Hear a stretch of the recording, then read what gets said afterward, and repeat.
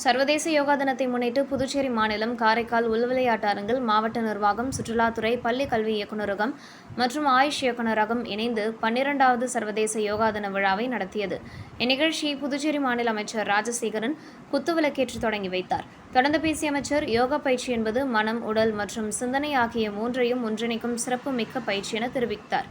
மனமும் உடலும் ஒருங்கிணைந்தால் மனிதர்கள் பல்வேறு சாதனைகளை நிகழ்த்த முடியும் எனவும், யோகா பயிற்சியின் மூலம் ஆரோக்கியமான வாழ்க்கை முறையை உருவாக்க முடியும் எனவும் கூறினார்.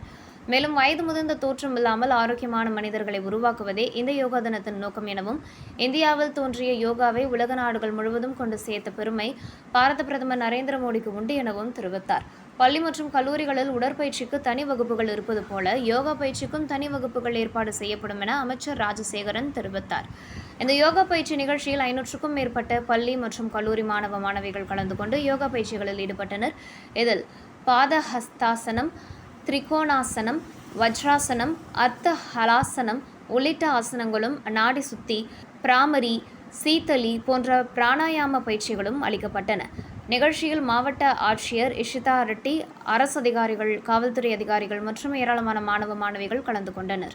நிகழ்ச்சி நிறைவில் போதை ஒழிப்பு விழிப்புணர்வு உறுதிமொழி வாசிக்கப்பட்டது. தொடர்ந்து யோகா பயிற்சியில் பங்கேற்ற மாணவர்களுக்கு காலை உணவு வழங்கப்பட்டது. தீபம் செய்திகளை உடனுக்குடன் தெரிந்து கொள்ள தீபம் செய்தி சேனலை சப்ஸ்கிரைப் பண்ணுங்க, பெல் பட்டனை கிளிக் பண்ணுங்க.